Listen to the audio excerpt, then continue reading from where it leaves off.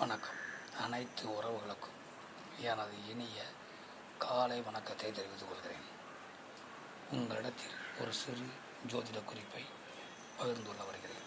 ஒரு ஜாதகத்தை பார்த்தவுடன் நாம் சொல்லிவிடலாம், இந்த ஜாதகருக்கு தீர்க்கமான ஆயுள் உண்டு என நாம் பார்த்தவுடன் சொல்லிவிடலாம்.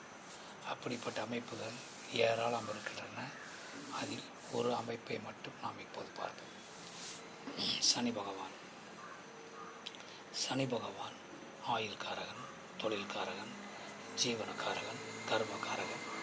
அப்படிப்பட்ட சனி பகவான் கடகம் ராசியில் இருந்தால் தீர்க்கமான ஆயுள் உண்டு. கால புருஷனுக்கு 4வது வீடு நீர் ராசி வீடு, தாயை குறிக்கக்கூடிய வீடு, வண்டி வாகனம், சுகஸ்தானம், சொகுசு கார், சொகுசு பங்களா, உயர்கல்வி இவற்றை குறிக்கக்கூடிய வீடு.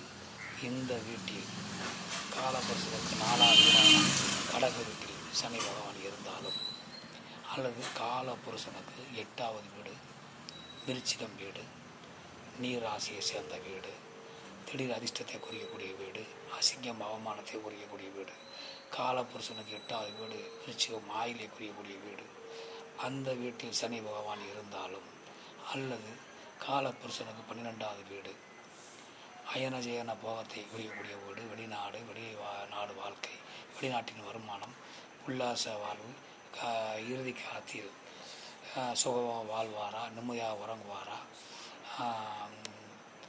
நல்ல சுற்றுலா செல்வாரா, நல்ல விரைய செலவு ஏற்படுமா, சுப செலவு ஏற்படுமா என பார்க்கக்கூடிய வீடு. காலபுருஷனுக்கு 12வது வீடு மீனம் வீடு, இதுவும் நீர் ராசி வீடு. இந்த 3 வீடுகளுமே முழுமையான பலனை தரக்கூடிய வீடு. இந்த 3 வீடுகளில் எந்த கிரகம் இருந்தாலும் முழுமையான பலனை தரும். அதற்கு காரணம், இந்த 3 வீடுகளிலும் சனி பகவானுடைய நட்சத்திரங்கள் இருக்கிறது. கடகத்தில் பூசமும், விருச்சிகத்தில் அனுசமும், மீனத்தில் உத்திரட்டாதியும் இருக்கிறது. அதனுடைய சூட்சமம் இதுதான்.